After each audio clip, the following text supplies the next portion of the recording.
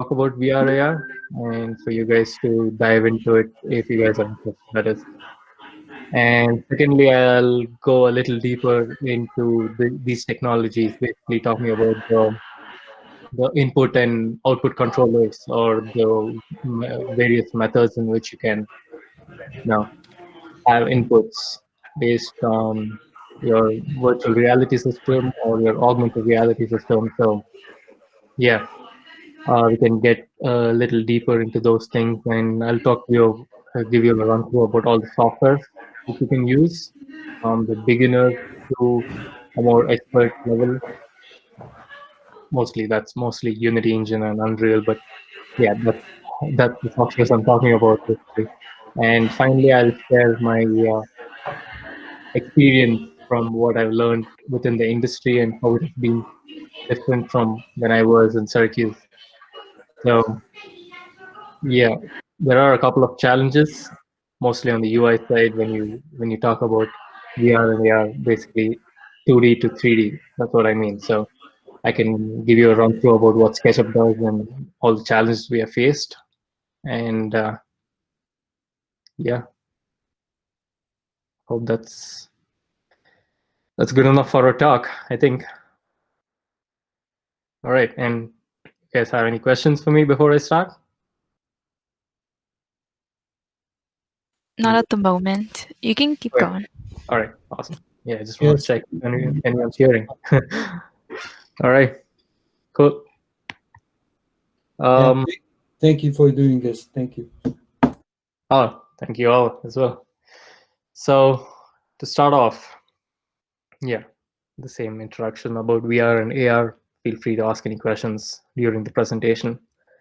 Yeah, let's talk or let's differentiate between AR, VR, and mixed reality. That's a new term, but I'll run through all of these. So before we start, I'm not sure if all of you are familiar with these technologies, if any of you have used them before. Yes, we started Yeah. using something like that last semester and this semester too. Awesome. Is it mostly regarding the VR systems or AR or development side? Mixed. Okay, cool. All right, so let me not spend too much time about what VR AR is then. For those of you who don't know what VR AR is, I can give you a brief introduction. So VR, virtual reality, is basically you're immersing yourself completely into a three-dimensional world where you have no interactions with the real world. You have no idea what's happening in the real world or your surroundings. So these virtual reality systems have various kinds of input controls, similar like the controls which you have seen for the Oculus or the Vive. So yeah, speaking of VR, the main headsets which are right now leading the charge in VR are companies from the headsets from Oculus and HTC. So I would say those are the most prominent ones right now, and each of these have various other headsets based on connected to your desktop or standalone. And when I say standalone, I mean you don't need have any wires attached to your headsets or to your PC. You can just walk around with those. So that's virtual reality. And when you compare that to AR or augmented reality system here, so basically I want to differentiate or draw a thin line between AR and mixed reality so that we can kind of understand the differences. And yeah, going ahead. So AR is not anything like VR. So AR uses your real world surroundings. It's basically capturing your real world environment, your surroundings, and augmenting that real world with extra 3D images or computer generated graphics. And I mean, I'm pretty sure you guys would have seen all these, but for example, you would have seen Pokemon Go is a classic example of AR app, or Snapchat face filters, Instagram face filters, or IKEA, for example, where they started using AR to place 3D furniture in your real world. So these are kind of like classic examples of AR running on 2D screens or mobile devices. And coming to mixed reality. So mixed reality is, I would say, almost the same as AR, but that's mostly a term coined by Microsoft when they released their HoloLens hardware around 2016, I think. Yeah, maybe. So Microsoft started this term called mixed reality mostly as a marketing gimmick, I would say, but it's a more advanced technology of AR. So these devices basically have a more advanced camera processing power, infrared cameras, which can actually capture your real world surroundings and convert that data into planes or mesh data so that the hardware can then intercept these surroundings, mesh data into real world objects, identify them, and moving ahead, uh, place the objects accordingly. So to say what mixed reality is, it's basically blending the real world environment with the CG content which you create, and they try to coexist seamlessly within the same application. Okay, so this was my first reaction when I learned what mixed reality was, because I had no idea what mixed reality and augmented reality is. It kind of seems the same thing, right? And so I kind of have this very imagination of a very thin line between augmented and mixed reality, where AR right now is specific to only mobile devices, which are not that powerful. They can do face recognition, all that, but they can't create the real world mesh data as much as when you compare to a HoloLens or a Magic Leap device. So, but moving forward, I just wanted to bring this out so that you guys know this term mixed reality or augmented reality. But moving ahead with this presentation, I would like to say that I'll just consider both of these terms as AR, so it's not too confusing. Does that sound good? Hopefully. Sounds good. Yeah, so here is a classic example which I found to explain what VR, AR, or MR is basically. So you guys know what VR is. You have no understanding of your surroundings. You place a duck, you have a 3D environment, and you're just staring at the duck and this completely new environment. But in AR, using your mobile phone, you place your duck anywhere in your real world, but the duck is placed right in front of you. It's not using the real world objects to occlude the data of the duck itself.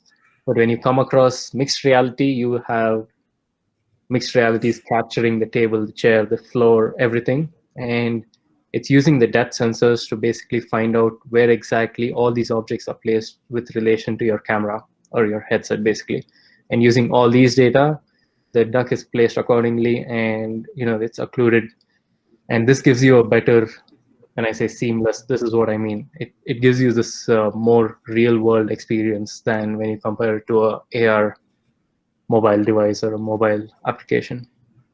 But actually speaking, we are in 2020, and the cameras on your phones right now are almost as good as your HoloLens camera. So these features are it's almost there with part of AR Core or AR Kit, which is part of your phones. So that's the reason I just want to combine AR and MR into one domain as AR. So that's it. Hope this example is kind of self-explanatory about the differences. Okay, moving ahead. So why are we doing this presentation, or why am I giving this talk about AR or VR? So basically, it's like when I started off with AR or VR, when I started off with VR, basically AR wasn't there in 2015, but when I started off with VR, most of the devices, or just the HTC Vive or the Oculus Rift, was around $900, and yeah, I didn't want to, or I couldn't even buy that device. So I started off with Google Cardboard, and that was 5 years back. And right now we are at a state where, you know, more than what do you say, 400 million devices of uh, 400 million devices of VR itself is being spread across. Oh, sorry, that's by 2025.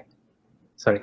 But I think almost 500,000 or almost 1 million of Oculus Quest devices. If you have heard of Oculus Quest, that's one of the most outstanding device right now by Oculus. So the way it's increasing right now as compared to 2018 to 2019 and going on, we see that stats that almost 8x is increasing between every 3 years or 4 years.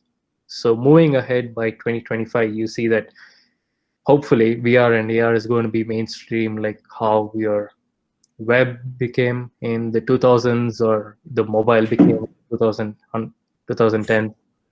And moving ahead, hopefully VR and AR is going to catch up and become the mainstream, and people are going to use this as a mass adoption. And for that, mostly we need people to create content on these devices, on these platforms.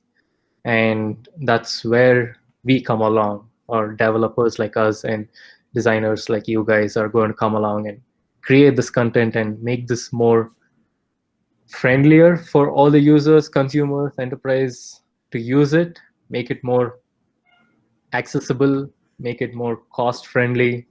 And that's the main uh, that's the main way to go ahead to actually do the mass adoption of VR and AR.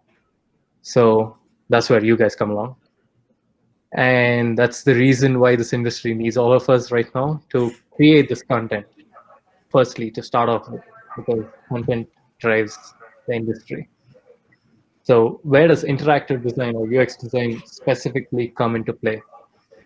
I would say that from my experience, from 2017 or 2018, it was mostly coding. You need to know coding to create all these VR, AR applications. But from last year, I'm seeing this trend where there are softwares where you don't need coding at all. You just drag and drop 3D images. You just create your own 3D visualizations, and you can directly export that into an application, and you can run that on your iOS or Android device, or even actually Microsoft HoloLens for that matter, without needing any coding background. So that's one thing. It's becoming much easier for creators to create this content without the knowledge of coding or any programming language. And apart from that, all these systems right now have this very distinct features or distinct interactions. For example, when I talk about interactions, the VR system, for example, Vive has its own controller, Oculus has its own controller, HoloLens has its own interaction or gesture input system. And basically all these things need to come along to make a very defined universal system, input system.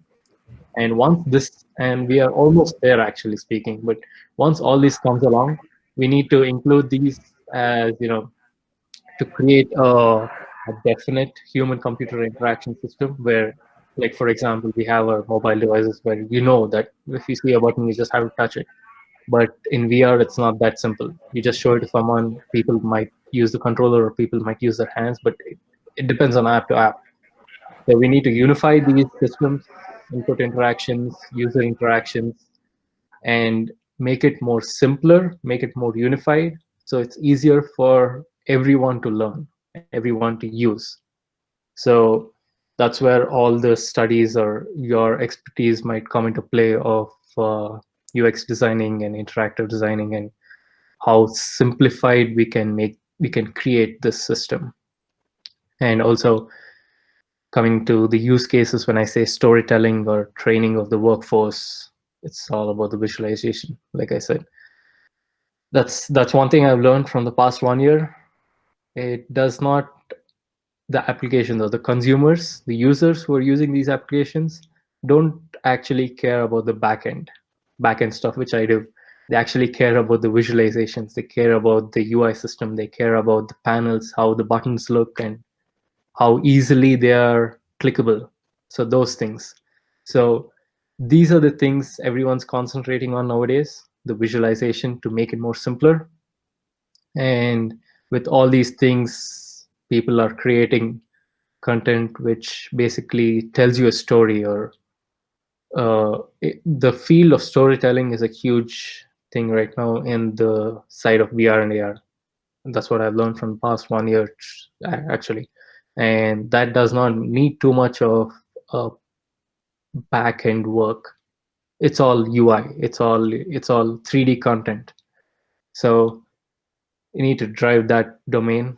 And apart from that, there is another thing of training the workforce, employees training, which people are using VR for right now. There is studies which show that, at least last year during the Oculus conference, they showed that the Johnson & Johnson company mentioned around 75% retention rate when an employee is trained using VR instead of just seeing images or seeing their books.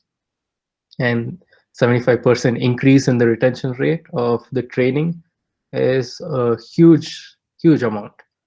And with those stats out, almost every company right now is going into training with VR and AR. So these are kind of the examples where these domains are leading the charge for the use of VR AR. And yeah, it could be one of the fields where you guys can join in or help out, I would say. So that's it. This is these. I hope I covered most of the things of ways you could be involved with. So coming ahead with the software and hardware track, I would say. So if I may ask, did you guys use any software to create the VR content? Unity. Okay. Used Vuforia and Unity before. Okay. Awesome. So yeah, that's the best way to start off creating any VR or AR content, I would say. Hands down, Unity's documentation or Unity's tutorials and the presence of Unity on the online web makes it more easiest for anyone to just create, any game or any VR AR content. And the main pro for that is most of these big companies, Google or Oculus or Apple, Microsoft, all of them are behind Unity to support and give the latest documentation, the latest software development kits to Unity as the first run. And that's the main pro, I would say, of using Unity. But Unreal is picking up as well. I mean, I don't want to put down Unreal. So Unreal is also one of the game engines which you could use VR and AR for. But let me talk about these two softwares a little ahead. For now, when we talk about software to create VR and AR, I would say there are two types. One is through game engine, where Unity and Unreal comes into play. And the other one would be native development by, if you guys know, Android development or iOS development using Xcode or Android Studio, or you want to completely dive down into the low-level programming and create your own game engine from scratch or things like that. That's when AR Core or AR Kit comes into play, or OpenVR. OpenVR is basically a standard, which is kind of renamed to OpenXR right now. But OpenVR is a separate open standard for creating VR contents, and WebXR is something new which has come out, I think, a couple of months back. And I think is going to be a huge thing, because right now we need to create separate applications to show VR and AR content. But WebXR is trying to put all of that into the web. So you go to a website, and if that website supports VR or AR and it's built on WebXR, you can directly use that website. You don't need to download a separate standalone application for it. So these are the software sites. These are the software development kits which you could use to start off with, but I would highly suggest as a beginner to start off with Unity or Unreal. because they have all these features built in. And the hardware side, this has been the main driving force for this industry. The cost, the mass adoption, people need the hardware to access these technologies. So Oculus has been one of the leading chargers there with their powerful Oculus Rift, which you can connect to your VR supported desktop, where you have a couple of wires running around. You have your Oculus Quest, which was released last year, 2 years back, and that is one of the best devices, hands down, I would say, to start off with. And that has no wires. You just need to wear that and basically walk around your room. And that has the capabilities of scanning your room and tell you the dangers of if you're going to hit a wall sometime somewhere. So yeah, Oculus Rift. HTC Vive they have their Cosmos, which is a rival to the Quest. HTC Pro is the rival to the Rift. And then you have your PlayStation VR for mostly gaming, nothing related to enterprise, maybe, because I've seen only games coming out of PlayStation VR. It's just a connection to your PlayStation console, and you have your headset on top of that. And that's for VR. When we talk about AR or MR, AR right now, I would say, is phones. There are minimum capabilities of Android 7 or iOS 11, but any phone that you buy right now is 100% AR compatible. And I'm not sure if you guys saw or read about the CES conference earlier this year, or the Consumer Electronics show, which always is held in Vegas, I think. And this year, most of the limelight was on AR glasses. So that's something which is coming out, or which might be a huge thing for everyone to look into. And during the conference, the Vuzix or the Samsung were the prototype glasses, which was pretty amazing. And before that, you had the Google Glass, which was kind of it didn't take up. I just feel they were too ahead of their time, and that went for a flop. Google Glass.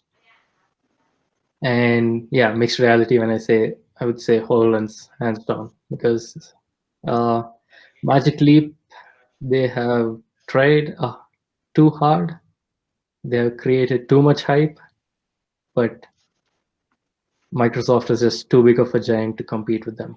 So all my apps have been on the Microsoft HoloLens 1 and 2, and yeah, I have no regrets, no complaints on that. So yeah, these are the software and hardware tracks which you might need to know about before jumping into AR or VR developments. Choose your platform correctly, choose your development side correctly, and that should be it. You can dive right in. Okay, so maybe I'm talking a little too much, but any questions? Yes, I have one. Yes. Yeah, you said you started 2015. Yeah. And it's 2020 now, and still Yeah. there is some confusion with the AR and VR. So yeah, right. Is it because of the high cost of the VR still, or is it the bad user experience design, UX design in VRs? For example, remember how Pokemon Go first came out and the whole world was playing with it because of the good design and the user's design. Yeah. So my question is this. Thank you. Correct. I mean, starting off, I think in 2015, I didn't see any signs of AR. There was only VR at that time, and that was completely led by Oculus.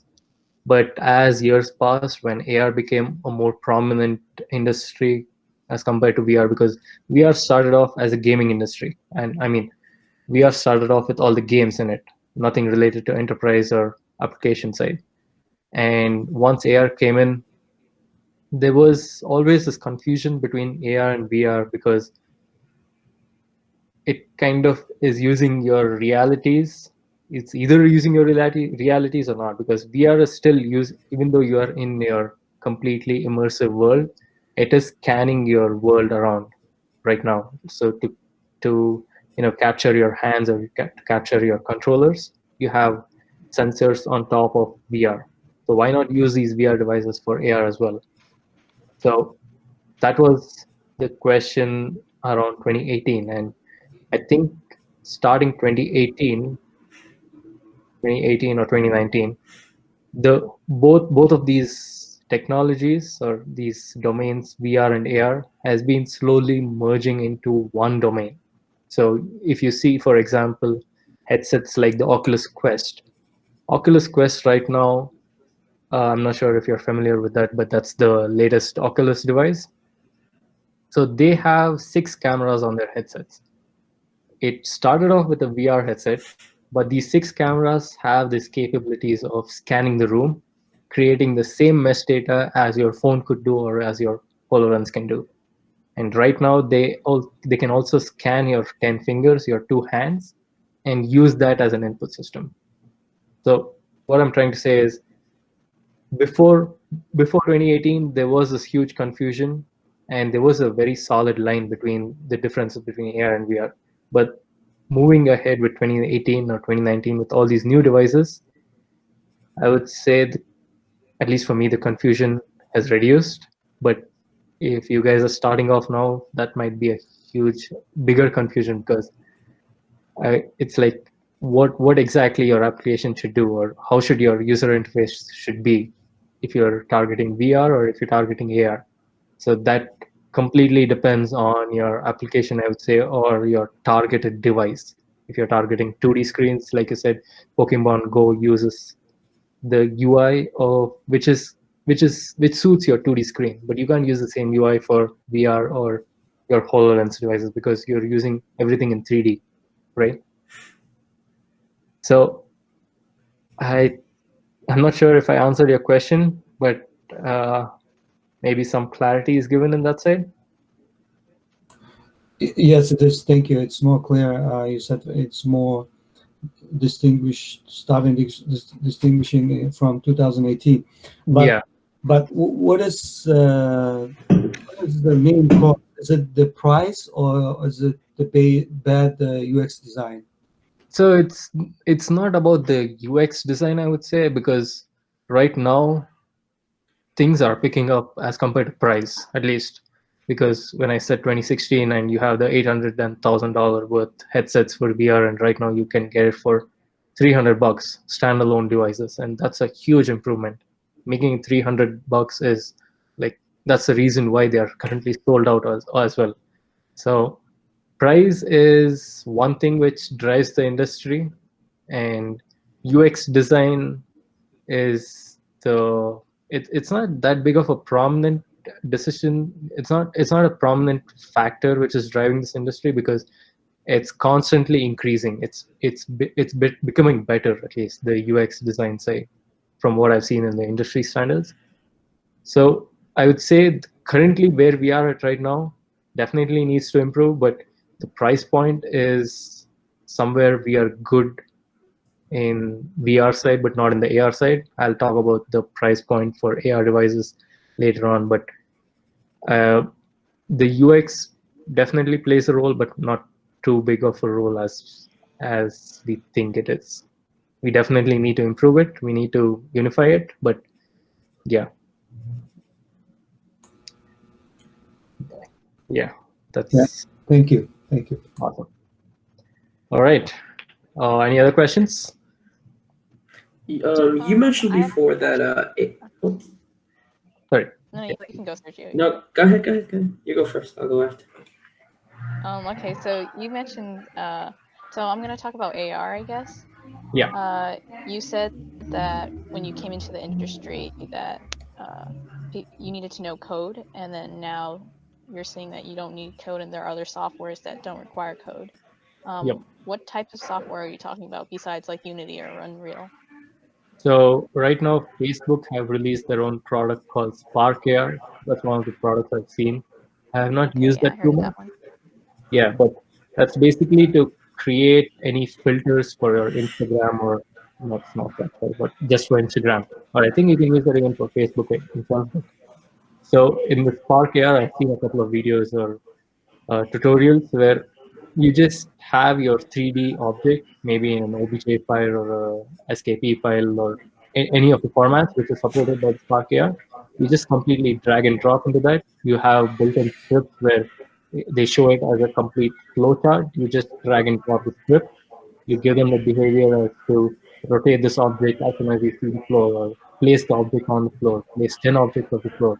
And none of this requires code. So seeing this software, it kind of opened my eyes to like see that people with complete zero coding background can get into AR and VR development. And right now we are for filters, but going forward, I'm pretty sure Unity is going to create their own flowchart design where people can drag and drop the scripts itself. So it's pretty simple in Unity, I would say, but not. You still need to know some, maybe 5-10% of coding background, C#. Yeah, but Spark AR is a classic example of drag and drop, no coding background. Okay, thank you. Yeah. My question was, you mentioned how AR and mixed reality were kind of headed in the same path and were kind of diverging, or were merging, not diverging. Sorry, what was the question? Sorry. Sorry, give me one second. Yeah, no, my screen went off and I hit space, so it didn't. Oh. Do you believe that AR will eventually become obsolete and will just be called mixed reality? Do you think that VR and AR will be at that meeting point at some point that is mixed reality? Is that the goal? On the contrary, actually, I think mixed reality is going to go away and AR is going to stay, because there, like I said, mixed reality was a term from Microsoft. Even though their HoloLens was basically AR, they started mentioning that as a mixed reality because they wanted to. I have no idea why they started with that, but people still call HoloLens or Magic Leap as AR devices. They don't call it as MR devices. Right? And there will always be a distinction between VR and AR, but I think MR is going to go away, and I mean, not go away, it's going to merge into AR, and it's just going to be called augmented reality, I think. Okay. Yeah. Okay. Cool. All right. So moving ahead, a little in depth about what this input system is, which might be very relevant to you guys because it's not only about the visualizations, but it's about how the user interacts with the applications and what are the input systems we produce. So for examples, in the beginning, ABR, we started off with VR controllers, like you see in the GIF. That's an example of Tilt Brush, Google's product for painting, which is still one of the best products for VR, I would say. So you use your controllers for all the interactions. Your controllers have specific buttons, and these buttons have specific functionalities to open the panels, to do 100 other functionalities. So you have those. And you have a new controller called the Logitech Link, which I'm pretty impressed with. It kind of looks like a pen. It's not like a controller, and you can basically draw in it. I think it gives you better feedback when you're doing that, but I think it's still in preview. I'm not sure. I haven't got my hands on that yet. But yeah, apart from that, for AR controllers, you have the Magic Leap a clicker kind of thing with a joystick, not a joystick, a touchpad, which you could use. And of course, you have your 2D screens for mobile when you talk about AR systems, like your Snapchat or Instagram filters, Pokemon Go. All those are still 2D UI. It's nothing related to 3D because it's all portrayed on your 2D screen. And moving forward, you have VR gloves, which might be going to be a big thing because in VR, everyone's looking forward to haptic feedback. when you do something in VR, you need feedback. To get that real sense, you need to know, you need to get that vibration or feedback of feeling something. And that's where VR gloves come into play. There are a couple of prototypes, but I'm not sure anything is released out yet in the wild. And finally, yeah, you have your desktop and mouse, which you can use when you're using VR. I think that's one of the features of Oculus, where you can remote into your desktop, can have multiple screens, and you can still use your mouse and keyboard. And these are the physical controls, but this is the new type of control that everyone's headed towards. And this is becoming more prominent, where more realistic. Basically, you don't have controllers to hold. You don't need to train other people to say this button does this or this button does this. Like you see here in the HoloLens 2, when they demoed it, it feels very intuitive. Like, you just see a box, you want to grab it and you want to move it around. You want to scale it, you use your two hands and scale it around. And that's how everyone wants to head they want to head in that direction, basically. So there is a lesser learning curve and more intuition, easier for users to know what the app does, how to play around with the app, and that's where I would say hand gestures come into play. And HoloLens 2 did a huge, huge job in recognizing your hands and tracking all the hand joints, finger joints, and it gives the developer like us to complete control as to create new hand gestures, optimal, customized gestures, such things. The second one would be the like real world objects or surroundings. So when we talk about AR, right now I have had a couple of experiences where I want to play something, but before I play something, I want to scan the room and see exactly where is the optimal place to scan, where is the optimal place to place the object. So that's where you can scan the room, identify if there is a table or a floor or a ceiling or a wall, use those surrounding data to place a panel or place your UI system or something like that. So that plays a huge role. And eye tracking is one thing in the new Vario devices or the HTC Vive Pro devices, where they have this new complete technology where the headset can actually track where your eyeball is looking, where you're looking, basically, in the application. And that has a huge number of use cases, basically, to better your rendering. It's called foveated rendering. I can talk a little deeper if we have time, but you can use the eye tracking to gauge if the user is confused when he's using the application, because if the panel is somewhere to your left and if the user does not know what to do and he's just looking around, you use this eye tracking technology to find out and to give a better uh, feedback to the user to say, show the direction of the UI panel or something like that. And that's one of the main use cases of eye tracking, apart from analytics, actually.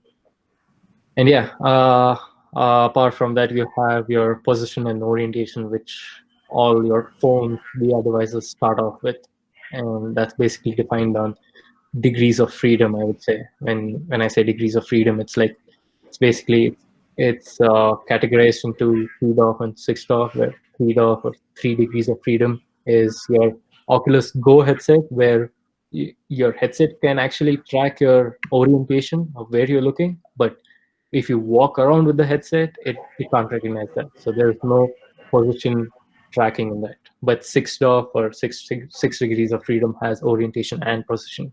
So when you walk around, you are walking around in your virtual space as well. So that's one of the main differences, or what degrees of freedom mean and how it relates to position and orientation. And I don't want to dive too deep into the software stack, but yeah, I would like to mention about how you guys could use Unity and Unreal more than native development or WebXR, which I'm more interested in because I've reached a point where I don't want to use Unity anymore.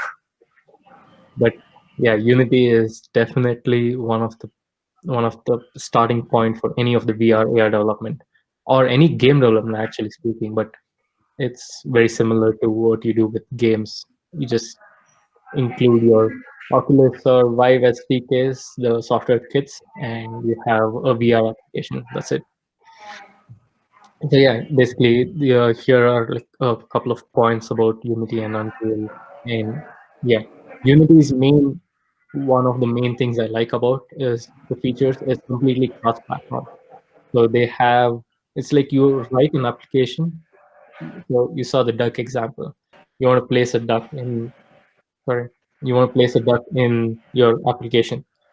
You create an application, you put a duck there, and with Unity, you have this feature of creating a VR application, you creating an AR application, or creating a mobile application.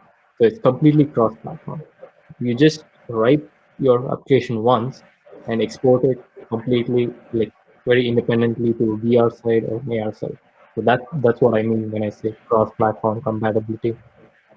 And they have a relatively new XR interaction toolkit where they are trying very hard to, when I say toolkit, it's like a software development kit which unifies all these interactions, input interactions, because VR has its own interaction, AR has its own interaction, or each device has its own interaction if you look closely. But Unity is trying to bring all of them together. So you write once and you can export it to any of these devices or platforms. So that's one of the major advantages of Unity. And programming in C Sharp if you want to get in. But yeah, they deprecated JavaScript and there is only C Sharp support right now for coding. And then, like I said, all of the major players in VR and AR industry are behind Unity. So you can start off with Unity and you can build your Oculus app, Vive app, HoloLens app, Android app, iOS app. It's all because of these bigger players support Unity with their development kit. And yeah, to start off with, it's a free software until you generate some revenue of $10,000, I think. I'm not sure which, but until you generate some revenue, it's a free software. So similar to Unity, I would say Unreal, which I'm not too familiar with. They have their own scripting language, but you can use C++ along with that. And the main advantages, at least what I've heard about Unreal, is the shading, the shaders or the rendering within Unreal seems much more realistic. There is a huge, much bigger uh, engine leading in Unreal as compared to Unity. And I don't want to talk too much about it, but I'm not too familiar with it as well. But Unreal have support for VR AR devices too, like Unity. Not as much as Unity, but pretty good, I would say. And again, it's a free software. It's open source until you start generating some revenue, and then you got to start playing Unreal. And then you have the native development and the WebXR, where you can directly use these software development kits from these companies, big players, and build your own app based on your game engine or creating your own engine to do this. Yeah, software stack. Yeah. Okay. My love-hate relationship with Unity. Here, I have been telling a lot of pros of Unity, but it's all summarized into bullet points here, like quick prototyping, easily compatible with multiple players, devices, and platforms, and also that it's easy to create content in Unity. I would say it's easy to import assets. It's easy to create the content inside Unity or import assets from the Unity asset store, free and paid. And right now, from what I'm seeing in the market, there is a huge need of VR AR developers. When I say XR is basically a domain or an umbrella which covers AR, VR, XR, MR. Sorry. So when I say XR, it's all of these things. There is kind of a huge need for these developers, and the first requirement is knowing Unity, or at least knowing Unity. So yeah, that's like one of the big, huge pros of knowing Unity or using Unity. But personally speaking, I think I've been using Unity from past 6 years or 7 years, and I want to come out of the shadow of Unity and become a native developer as compared to being branded as a Unity developer for my whole life. So that's the only reason why I don't like Unity. Once you get in, you have to come out. And being a developer, a programmer, you don't get too much chance to like go too deep into the development, but that shouldn't be a problem if you're not too into coding. So Unity is a good choice, I would say. All right, awesome. Almost closing it. So any questions regarding the software stack or input controls, input systems? I had a question. Yeah. So I know GitHub has like UI and like building block kits for HoloLens 2 and like HoloLens. And I was wondering, because like I'm more into like UI design and UX design, how easy is it to implement and like personalize those features? Because they kind of have like developers use those basic building blocks, and how easy is it for a designer to implement their designs on top of that? We definitely first prerequisite is you need to make Unity for it, because for HoloLens, when we talk about HoloLens, the GitHub repository is only support for Unity right now. There is no Unreal or native development. I think you can do native development, but that's completely code, which I'm not dug into as well. But first prerequisite, knowing Unity completely, how to import these packages. And these repositories are the one which you're talking about, specifically the mixed reality toolkit. And there is a huge support for it from the Microsoft team itself. So we have been working with that from the past 1 year. I have been contributing to that repository, and likewise we consume that as well at SketchUp. So to customize your own UI, so to start off with, they have a huge number of sample scenes which you can take a look at and you can play around with them. And to customize those sample scenes or those sample UI to make it your own, if you want to add another button, it's easy. Like if you want to add another button to your panel, it's easy. But if you want to change the look of the panel itself, that's pretty difficult, I would say. And that's where you need to get some coding background.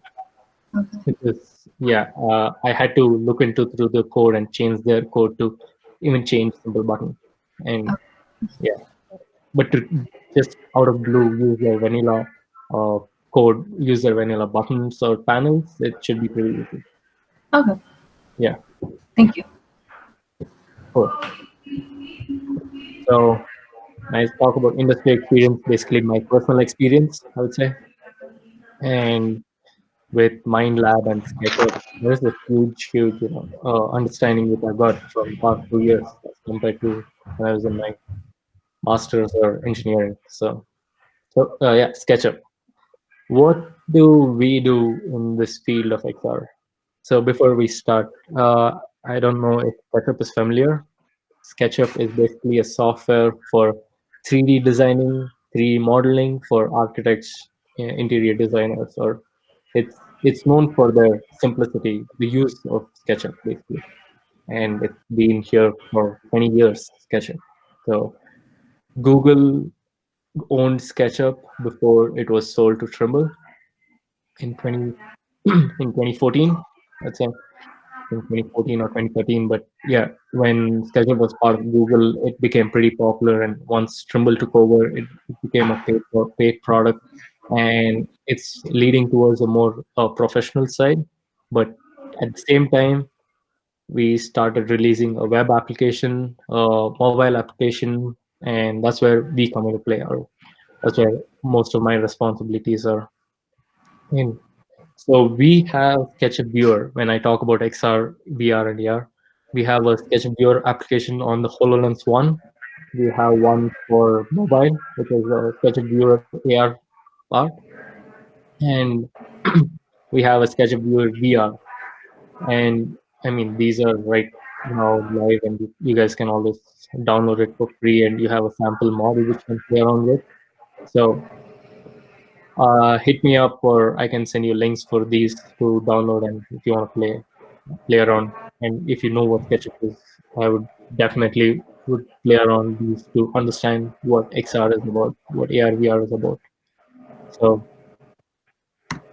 not talking too much about that, let me share a quick 1 minute, I think, video of what the SketchUp viewer for HoloLens looks like.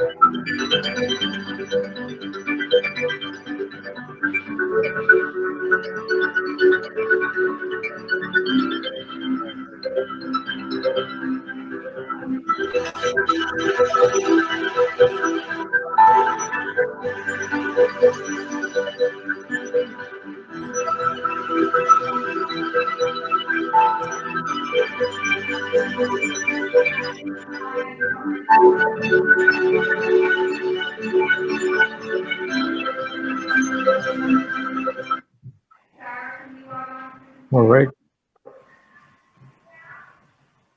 So that was SketchUp viewer for HoloLens. Any questions, or I'm not sure how much time we have left, but Hannah, any It's idea? okay. We have enough time. Don't worry about us. Okay, awesome, cool. All right, so I can give you a quick run through of the challenges we faced while we developed this tech viewer app for HoloLens, basically, or for VR, and I can then take in questions, I think. So what you saw there was a model viewer where you can import a SketchUp model into your HoloLens and collaboratively look at with multiple devices or multiple users. So where you saw there was a 3D model where you can place it on place it on a table and look at or use the features of SketchUp in it. But apart from the model itself, we have panels or the UI, right? So previously, when we started off, or at least in 2016, when the Sketch Viewer was developed and released for HoloLens, we had these panels like these, which you see on the presentation slide, where it's not using the actual 3D surroundings. It's not um, basically using the capabilities of 3D into your UI system. So what I mean by that is we had 2D panels. So these are just 2D panels, right? You can actually place these 2D panels on the screen also, they look the same. But using these 2D panels in your real world, it didn't seem too intuitive. Like you're not making use of the 3D world. So that was one of my or our or actually every app's main concern of how to create 3D UI. So these are the challenges we face basically. So we have our UX guys, UI guys who create UI for us, we need to implement that in Unity and prototype it and show it on the device. But that process of creating a UI from your desktop or your PC or your Mac, pushing that into your Unity and pushing that Unity into on your device is a long process. It definitely does not look the same when you look at it at your desktop, when you're prototyping it, and when you're looking at it in your device itself. It's a completely new, I would not say completely new, but it's not the same experience. And the reason for those are like when you're developing or when you're creating these UIs on your Mac, you're looking at it at a 2D perspective. But when you have that on your VR or AR devices, HoloLens and Oculus or something like that, you're actually looking at it at a 3D perspective. So it's the first challenge I would say is minimizing that change between prototyping to the device. And another reason why that happens is because you have your field of view, which is completely reduced when you're prototyping as compared to the device. So when you're prototyping, you use your whole screen to develop maybe a huge panel like this, but you bring the same size panel into your HoloLens, but HoloLens does not support that field of view. It blocks, maybe it has like 60% or 50%, or at that point you're seeing half the menu, and that's where you have inconsistencies, and you try to reduce panel. And once you reduce the panel on your Unity side, it's not going to look at it, it's not going to be the same as when you look at the mocks created by the UX guys. So we are trying to reduce that gap first thing, so that there is constant touch between me and my UX designers. It's like a rapid prototyping. There is nothing like they send me something, they confirm that this is it, and I develop it and I do it, because it's not the same when I do it. I always get back to them, make a few changes, they give me a few changes, and this is the main challenge I would say when you're prototyping for a 3D world. That's like schedule viewer. And actually, I would say this is what you can see right now if you download the app, but we are working right now to convert all these panels, 2D panels, into 3D elements. Like these are buttons, these are just buttons, 2D buttons. But using a 3D interface, I would rather see a 3D button where the user can go click or use their finger to push the button, get that real sense of of the button or of a panel itself. So that's the main challenge, and that's something we are working towards. And from what I've heard, every other application faces a similar challenge. And the Microsoft mixed reality toolkit they've done a pretty good job in creating sample UI, 3D UI or 3D buttons that we could use. So that's a good start off to look at, or coming with that maybe. Yeah. And apart from that, other challenges I would say would be the operating system which runs on which runs on the HoloLens or which runs on the Oculus Quest is not the same as what you're developing on your machine or your desktop. So you have some inconsistencies there, but that's mostly on the programming side, I would say, not on the UI side. And finally, you have, like I said, the UX and UI. People are making their own rules. Each app has its own rules, has its own gestures, has its own interactions. But that's not the case with web, or that's not the case with mobile. All the applications you see on your mobile, on your web, when you see a button, you know it's a button, but not in 3D applications, because it's still a new field. Some applications might show a button in a different way, and maybe they want you to grab the button to click the button, but some of them want you to click through the button, some of them want you to use a gaze to click on the button. So these are the rules that I'm talking about, and these are the challenges which we need to combine. The rules need to be unified, so that everyone follows that and makes it easier for the users or people who use these applications to make it more intuitive. So these are the challenges we have faced, or I have faced once I came into the industry, and very prominent ones, I would say. Other challenges I would say would be like the hardware itself. Like The HoloLens 2 right now is $3,500, or the Magic Leap is around 200 to yeah, $2,000. And the Vario VR XR1 is a new VR XR headset where almost cost $10,000, and they have the Retina display, they have eye tracking, they have all of the top notch features. But then again, it's $10,000 and no one's going to buy it. And all these devices, which I mentioned here, are targeted only for enterprise users, like companies, trainers. So it's not for people like just the users that buy this hardware and play a game on it or something like that. So, like I said, price plays a very huge role when you're trying to better this whole industry, price and content.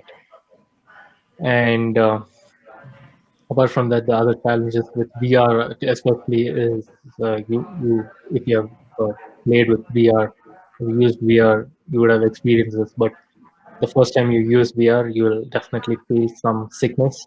You will, mostly because you have no idea about what's happening in your surroundings. You're completely in a new world, and you can't use these applications for more than around 20 to 30 minutes at a stretch. And that's kind of a fact by the Oculus or the Vive guys itself. They have stated that everyone has to take a 10-minute break after using the application for 20 to 30 minutes. So these are the challenges which users face, and yeah, something we all need to get around to be more adopted or be more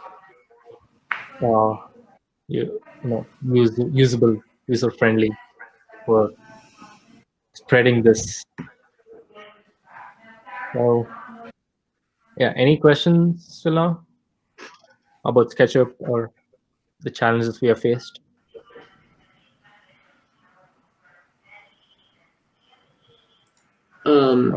Just a quick one. With everything that's currently going on, how do you think? Because I mean, I see two different things. I see there's possibility of virtual and AR in terms of how we interact with physical things, like things are moving more into a digital plane.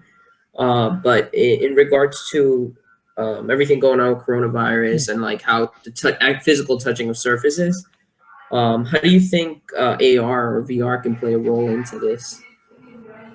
So anything here, when I talk about touching any physical surfaces, none of them are surfaces in the real world.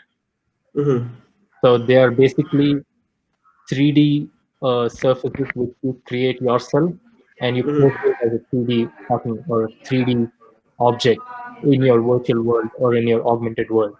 And actually speaking, that should not be of a problem because they are not real.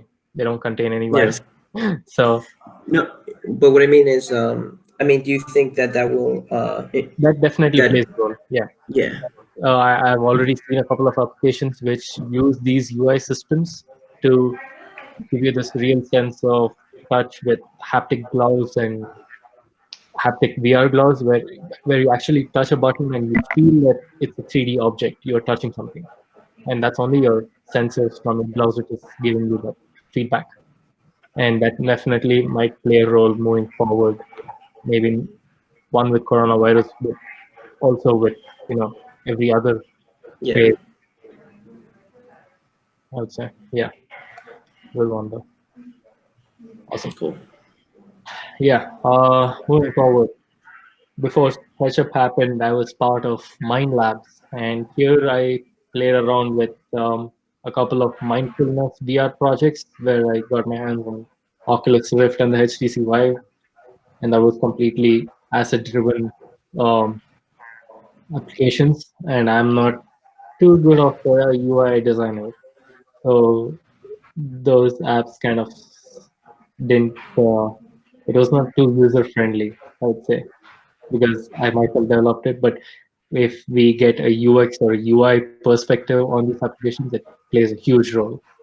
And yeah, I've not mentioned that here, but in the AR side or the HoloLens side, we developed an application called HoloMinds, where you can using your fingers create a painting. I have a quick demo of how that works, but so basically the top button, the top HoloMinds was supported for HoloLens 1, but HoloLens 2 with full hand tracking, I could bring up a menu system like you see in the image. I was basically grabbing a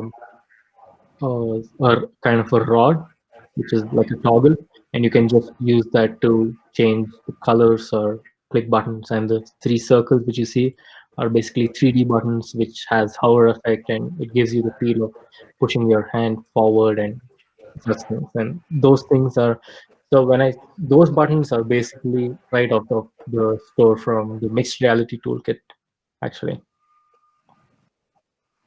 Yeah. So a quick demo of this project which Hannah and I worked with. This was a demo which we gave in 2018 with the HoloLens 1. Oh, sorry.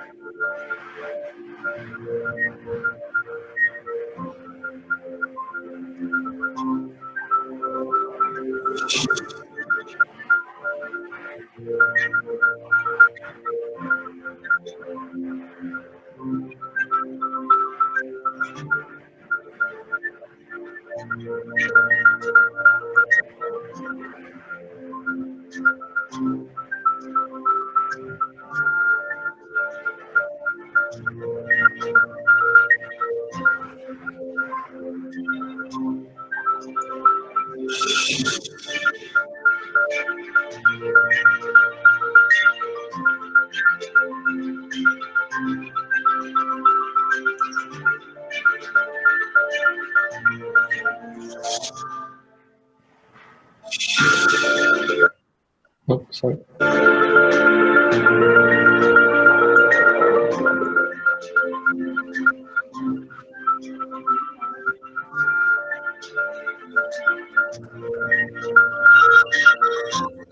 have no idea this existed, so this got my brain going in the middle of an hour. Where else it could go? So yeah, pretty Yeah, like you go, like when you get close to the dinosaur, you can see the mouth inside the mouth.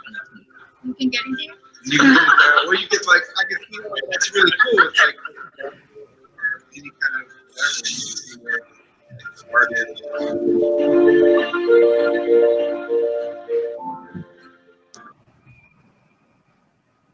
So this was a demo using the HoloLens 1, like I said. And back in 2018, this was a big thing, but right now we're in 2020 and HoloLens 1 is no more. HoloLens 2 has replaced it, and there is a huge, huge difference when you compare HoloLens 1 to HoloLens 2, especially with the hand gestures. So it's completely blown away that within a year's time or a couple of years' time, the whole technology has changed with hand tracking. So this was a project from Mind Labs that we worked on. Coming to the use cases, I think throughout the presentation, I've been mentioning a lot about the workforce training, which is used for VR, which is used through VR for better retention. And there is, of course, there's gaming and entertainment, which leads the charge in VR at least. And AR. Sorry, yeah. I had a question real quick, sorry. Yeah. You talked earlier about how like getting the hardware is one of the biggest challenges sometimes because it's like so expensive.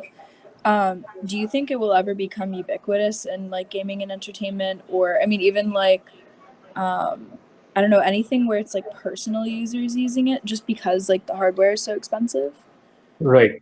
So we were at that stage a couple of years back for VR, because each VR headset was around 700, 800 bucks, and that was still expensive for anyone to hold. And those things have reduced drastically to become $300, and you don't need a desktop to do that. And 300, 350 is complete, like relatively, actually speaking, this one, it's very, very affordable as compared to how it was. Yeah. And that's the Oculus Quest, and it's thanks to Facebook that they are leading the charge to make this more friendly or user friendly, and so that people can adopt to it. But that's VR. But when we talk about AR devices like HoloLens and Magic Leap, these things have its own processing power. They have a much more uh, involved technology behind it for scanning the room, everything. And these things definitely need to reduce at the price, at least, because they themselves are told that these are not for users sitting at home. They want to, they are targeting only the enterprise users. Okay. But yeah, moving forward, I think with the CES show which happened, Samsung, you need more players to come along. You need more competition, and that basically reduces the price. And I think for AR glasses would be a good start point where you can just connect it to your phone, or it has its own processing power, because HoloLens definitely is not something which is affordable. Yeah. It's usually used by companies. So Okay. yeah.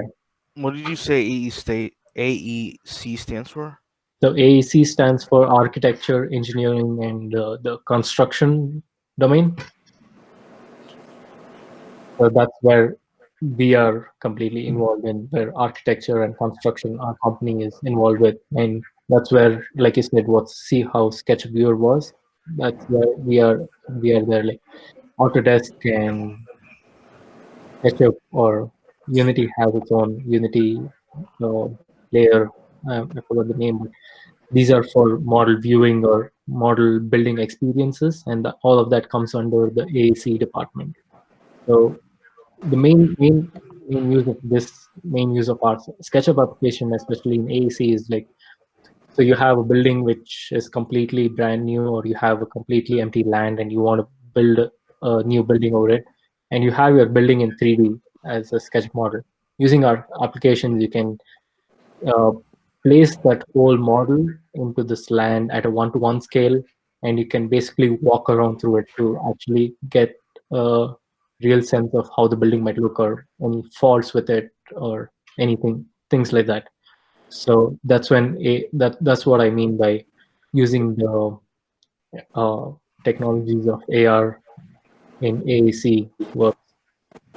And in healthcare, of course, healthcare is picking up VR and AR, especially AR nowadays, to actually use it during surgeries to identify objects and to show tutorials, or some things like tutorials during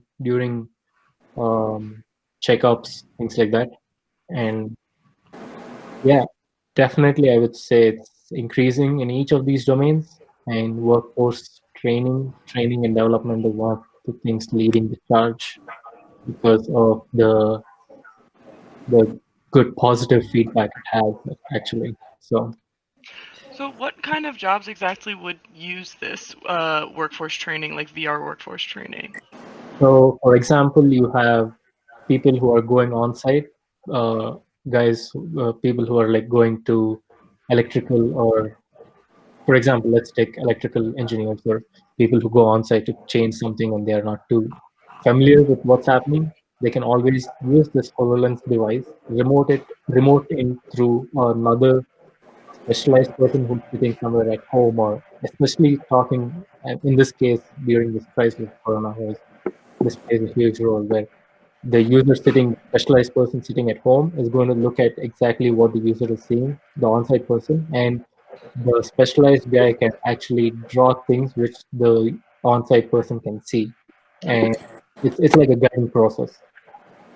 So that's one way of doing it, and I think Walmart actually have adopted this technology of training, where I think recently, a couple of years back, they bought 500 headsets of Oculus Go, I think, for training their employees. So onboarding. So when an employee joins Walmart, basically to show it's always easier to do those things and learn those things, or whatever the job they do. those stats basically provide us that it's like the learning curve is much more easier when you use VR as compared to looking through the books or listening to something. Okay. So, yeah, that's what I mean by workforce training. And almost every company is looking into this or are already into this domain of using VR, especially for training purposes. Yeah, I think this might be our last slide.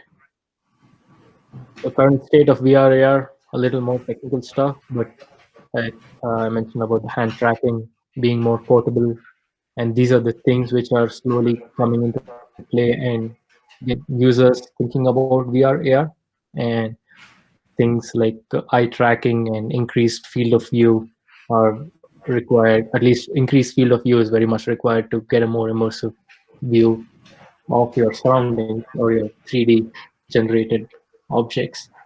And when I say 5G, I don't want to go too deep into what 5G is all about. It's, for example, 5G is a technology, a network technology where you can download things or download things from the internet in a super fast speed. It's like maybe 6x or 8x faster than your current 4G LTE networks. But yeah, VR AR is a huge domain to look into for 5G, where the big large headsets which you wear right now is mostly of your computer CPU power, and that is used for rendering all your immersive images or objects. But with 5G coming into play, it's trying to reduce the latency, and all these processing power will be held somewhere in some server, somewhere with NVIDIA or Google or somewhere, and your headsets become lighter. It's directly transmitting your position and orientation to the server. Server gets back to you with an image, and that's where 5G comes into play. And yeah, I spoke to you about haptic feedback and how that plays a role as well.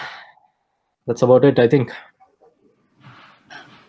What is like under eye tracking? What is foveated rendering? Oh yes, so foveated rendering is a more technological term where so right now it's completely related to VR. So in VR, you have your immersive world.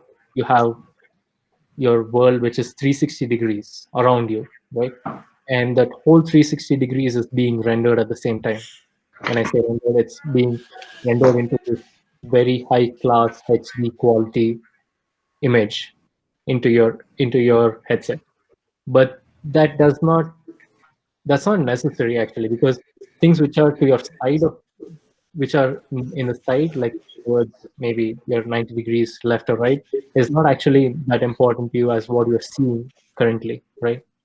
So with eye tracking technology, they are trying to, I think we are at a good state right now, but with eye tracking, they can detect where exactly you're seeing in this immersive world and give complete power to that portion of that image and render that in complete HD.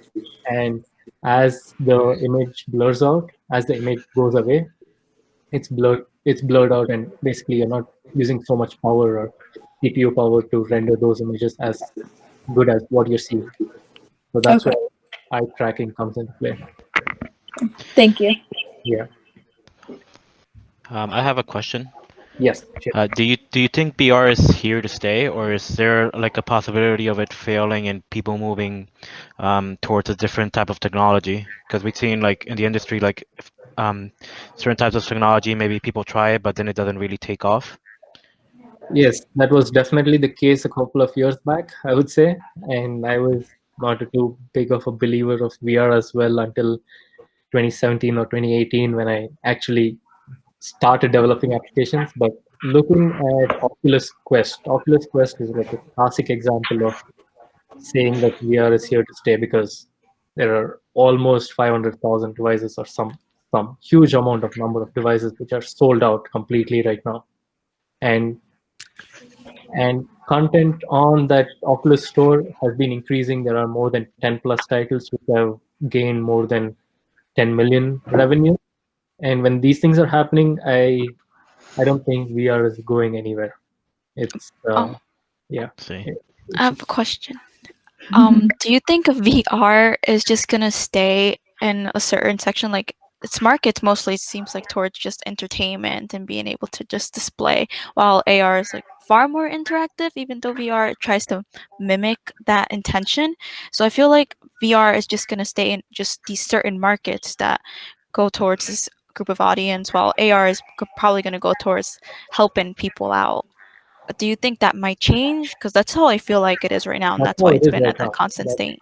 Yeah, that's rightly put, because right now AR is exactly for that. AR is not used for entertainment anymore. I mean, maybe apps on your phones are, but real real devices like HoloLens and Magic Leap don't have entertainment applications. They are completely here for enterprise and for helping use.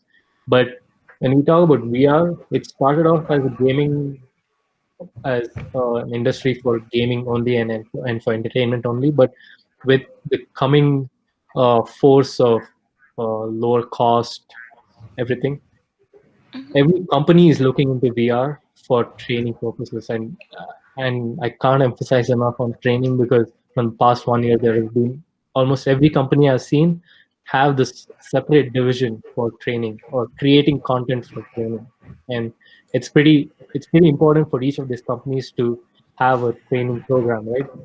And investing huge amounts of money in this for VR is something I think is going to change slowly, and there will be gaming, there will be entertainment for VR, but at the same time, I think things are going to change for VR as well, with using the real other use cases of VR, with maybe haptic feedback once it comes into play and things like that. Okay, thank you. Yeah. I have a question, if I may. Yes. I had a question. Yeah. That's it. Okay, go ahead. All your questions now.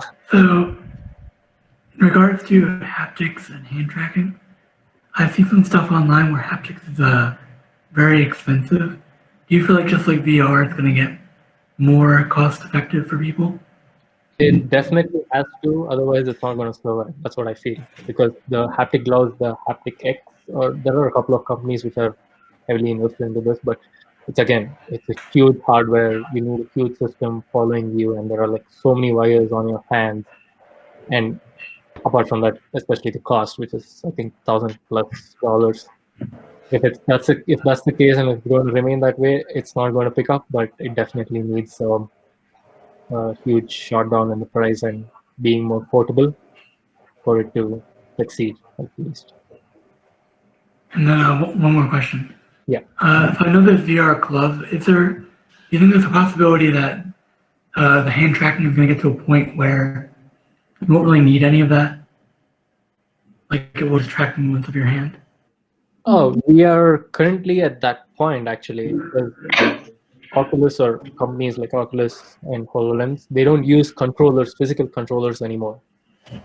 So Oculus Quest has this option of using controllers or using your hand. Oculus Quest SDK for hand tracking isn't as good as the HoloLens yet, but as years pass by, they're going to be as defined, where it's going to recognize your hands or your finger joint, because the HoloLens hand tracking is so refined that I can actually, each finger, 3 joints is tracked. So using those 3 joints in your 3D space, each joint in your 3D space, I can create my own gesture. So yeah, hand tracking I think is going to take over, because I just feel it's more intuitive and easier. All right. Thank you. You partially answered my question, but you mentioned Lens 2 and 5G, how the server-side computing is going to be in the future. But still, what are limitations or problems in VR now should be accomplished? Yeah, so main challenges in VR right now is, again, the huge heavy headset, right? you can't use these headsets or you can't use applications within this headset for more than 20 to 30 minutes at a stretch. And that's always a drawback because you have motion sickness, you have loss of spatial awareness, everything. But I think when 5G comes into play and if 5G actually works as good as expected, the cost, I mean, the weight of these headsets are going to reduce drastically, right? And I think that's going to play an important role where the users can use the headset for a more longer duration, and that again, the retention rate plays a role, and I think we can come over one of these challenges. Yeah. I have Yeah. a question. Yeah. Sure. Yeah, so you said that companies are investing in using these technologies for training, but how do you, I guess, how would you see it in regards to education? Like, would you be able to see it in like a school or a museum? And Yeah. like, would it be VR or AR, do you think would be like most prioritized in those departments? Or for example, in the medical field. Right. In the medical field, I have seen the use case of both VR and AR actually. So with VR, as what the company Johnson and Johnson, the huge big company, mentioned during last year's conference, they use huge number of VR headsets for training the students for during surgery. So they don't want to actually give instruments, or it's like a limited number of students can actually get to try out these medical operations, or I'm not sure what you can call them, but medical tests in real world. But when you have a VR headset, you can train them continuously, and the retention of this knowledge when you use VR is supposedly much greater than when you try it really on real ones, or at least the number of failed cases reduced supposedly. But when you talk about museums or education, it I think completely depends on your application or what you're trying to show the user or the students. So in in museum, I think there is already a huge number of applications for AR where you just look at your phone, you turn your phone towards any of these scanned objects or recognized objects, and it's going to give you a lot of information about that. That's basically taking over your tour guide experience. But if you want to get into a completely three-dimensional world of the Jurassic Park or something like that, you can't use AR anymore. You need to dive into a 3D VR experience. But yeah, education also, I think similar case where I've seen books having QR code scanners now, and just scanning those QR codes basically animates your whole image on the book and gives you a better understanding. But I think there is a more better, from my point of view, I think is a better use case of AR in education. And I have how a would question. you sort of suggest like getting into utilizing like VR, AR for education? Yeah. Like where would Again, you look if you want to like sort of jump in on that? okay. So I mean, first thing is if you want to jump into any of these technologies for a specific field, I would first thing look at any of these big players. If they have, I'm pretty sure they have invested some. They have some application already for each of these domains. But if they haven't, or if they have, you can look into those, get some ideas, see what they are working towards, what their main intention or their goal is, and if yours is something aligned to that or not. I mean, it doesn't matter if it's aligned or not, but I would always suggest diving directly into start developing those applications, or at least throwing out these ideas to developers who are experienced in these fields. So, and you can start from there, I think. Or if you yourself want to start off with, like I said, I would suggest Unity. I have a question. With mixed reality, you said that usually the use time is 20 to 30 minutes. But I Yes. feel like gaming and entertainment, you have a lot of pieces that are longer than that. Go an hour maybe. I feel like most games at least probably have 40 hours. What do you think that mixed reality has to do, or where does it have to go in order to better suit the gaming industry? Because like a lot of games now, like they'll have VR as an add-on for the game, but it's not the game itself. So there's Correct. I think it's just the first AAA game that's coming out, and it's in VR. It's one of the Half-Life games, but it's the Half-Life, yeah. first, and it's 2020, and we've seen VR since I don't know early 2000s, right? Mid 2000s, Yeah. 2010s. What do you think it has to do in order to reach that point?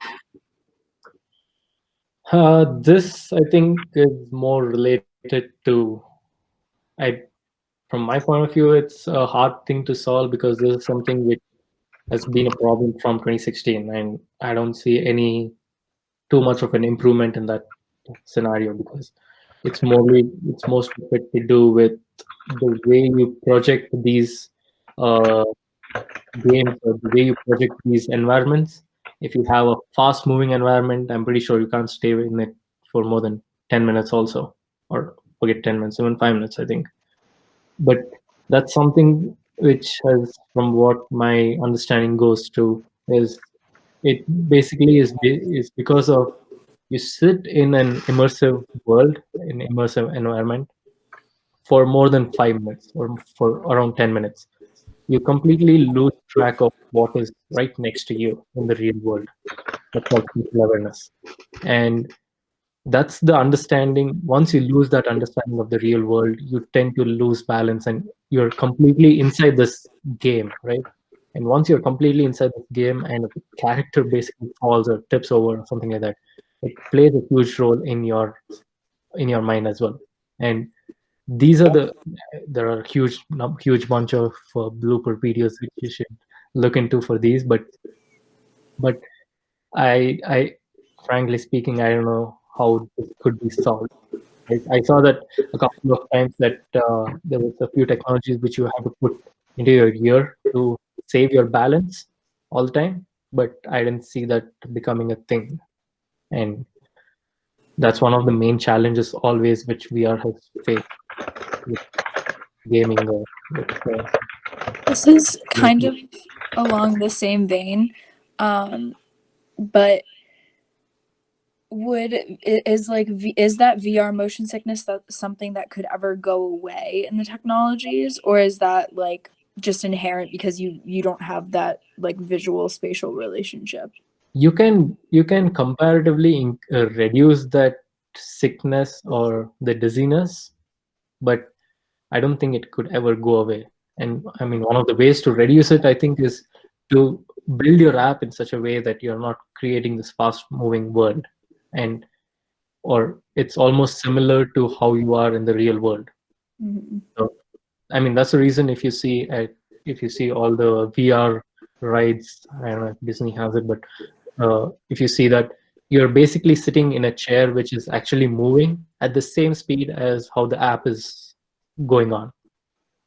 So you can't expect to just stand still and sit on a roller coaster in VR. Yeah. And so basically creating your application which is similar to your real world is going to reduce the sickness, but I don't see a point of it going away ever unless some brand new technology comes in which plays with your nervous system and something like that. Okay, cool. So Abby, do you also have some question on chat? When you open the chat, there is some student is writing some question. Yeah, so Daniel mentioned that how dangerous would you say in the AR in terms of privacy? Oh yeah, how dangerous would you say? In terms of privacy, I haven't actually thought about that, but it's a good one. Because when you talk about AR systems, it's only you who is looking at it. So when you have a device on and you're looking at so many things around, It's only you who has access to these augmented objects and no one else. But if that's what you mean by privacy, you're good to go, I think. Okay, so, and another question from Chris. Oh, if we ever wanted to. Yeah. VR. Yeah, starting off, I would highly recommend buying one of these hardware devices. I mean, Oculus Quest or Go devices, because without the device, you can't actually play around with it. So start off with that, I would say. That's the starting point. Download Unity for free, because previously you needed a desktop which had high-powered graphics, everything. But with these new standalone Oculus Quest devices, which is $300-400, I think when it's available, you can buy them. Right now it's out of stock, but yeah, you can. That's definitely a starting point. Oculus Go or Oculus Quest. So we have something from Anthony.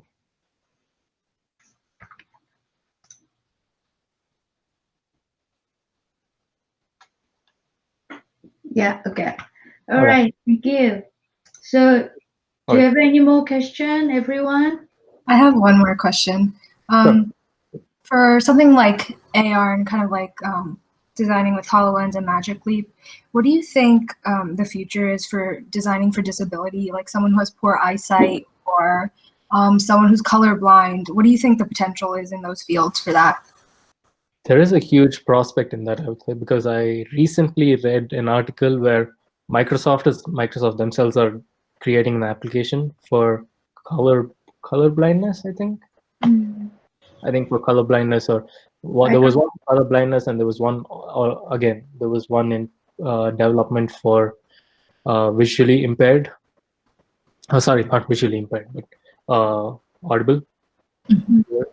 So that, I think.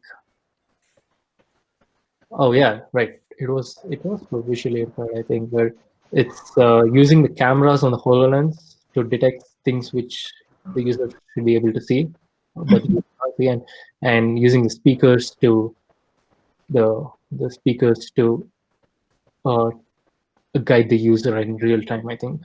But yeah, that's definitely a huge thing to look into, and I have no reason why there's no much apps on that, but I was kind of interested in that as well to look into. Actually, Nisha and I developed some of the education program using the HoloLens. So she's doing the UI design right now for using the HoloLens. So maybe we have a little more chance to share with you, and then maybe you can give us some of the advice for developing well. Awesome. Yes. Okay, thank you. Thank you. Is the eye tracking function for VR still the only? I mean, is Vive is still the only company doing that for eye tracking? Because for our team previously, we were developing a game for eye tracking in VR, and Vive is kind of annoying to set up and pack it back up comparing to Oculus. Like Oculus, you just have one sensor in front of the laptop, but Vive, you have to reset up the whole room basically, and you have to force people to not come in and come out. Yep. So there you go with the pros and cons of Vive and Oculus. When you talk about having one sensor in front of your headset for Oculus, and that's the version 1 actually. And with the latest versions, the Oculus Rift, you don't have that sensor also. You just use the headset directly. Oh. But there again, it has its own pros and cons, because Vive, with the complete room setup of tracking, it gives a more controlled environment for the user to not step away from the designated play area. And I think it's more suitable for FPS games or things like that. I see. Yeah, but Vive, the HTC Vives eye tracking is nothing related to the room setup. So it's a built-in feature within the headset, inside the headset. Yeah.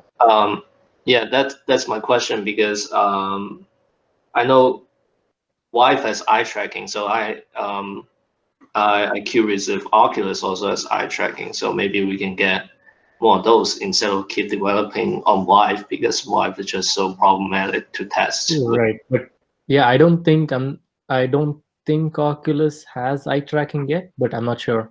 I may be wrong on that. But from what I know, HTC Vive led the charge with eye tracking, and then there is another Finland company called Vario. They're like a super high-class retina displayed VR guys, and they have eye tracking as well. Yeah, and also the HoloLens also can use it with the eye tracking system. HoloLens Yeah, the HoloLens is it can use it with the Topi eye tracking system. Yeah. I see. That's right. Yeah. Yeah. Okay. Wow. Awesome. How's it? Is everyone's fine? Do you guys have a more question? Okay. Sorry. Oh, yeah. This is kind of like, I don't know, subjective.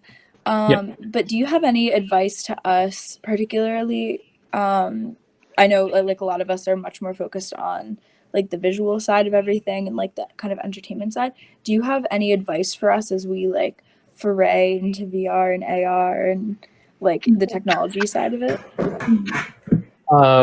Definitely, I would look into it's a little hard to go ahead without like zero coding background, but it's definitely possible within Unity for now to create UI systems. But if you don't want to build a full-fledged application, or when a button does this, you want to build something or do something within the application. But if you just want to create this UI system, UI panel, it's definitely possible to do it without any coding background within Unity. Cool. Yeah. I mean, it may be the same case with Unreal as well, because they have their own blueprint programming language, which I think is basically kind of a drag and drop system, but I'm not too familiar with that. I have a question. Yes. So actually, my student is particularly this class. Some of the students are very well made 3D design, and some of the students are very much interested about UI UX design. And so I want you share some information.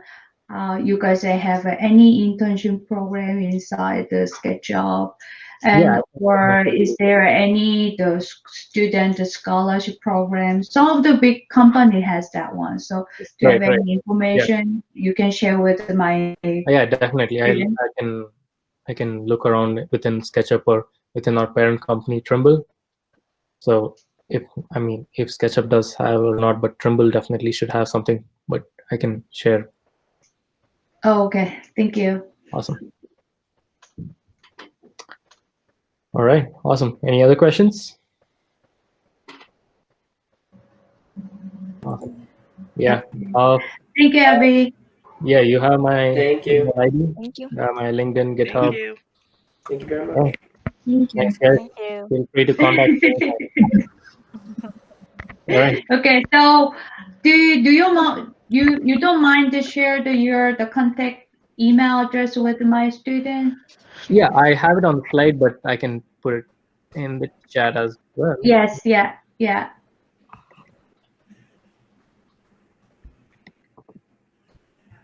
website is still under development, so yeah. Cool. Thank you. It was a really great time, and you are the first and the last special lecture. So it's going to be very helpful to students as well. So this is a very valuable time for their start the ideation of their final project. So it's going to be very useful for everyone. Brandon, do you have any question? I don't, because everyone asked everything. Okay, good. All right. Thank you, Abby. That's awesome. Thanks, guys. It was a good session. Good talk. Thank you very much. Thank you. Thank you. Thanks Thank a you. lot. Yeah. Okay. Hello, everyone. Hello. Hey. How was it? Is it a good time? That was really Yeah. cool. Yeah. Oh, that's great. Yeah. Actually, we just eliminated the coding part. It's a little tricky. The part is we eliminated. But I think it's a good start to know about the VR, AR, MR. And then if you are interested about that area, I'm very welcome you guys is working for that, for the final project as well. So as you know, I have 2 HoloLens 2 and the 1 Magic Leap, and then 1 of the new mobile phone. So if you want to using for the AR, MR, and also VR too. So if you are interested about that part for your Pathfinder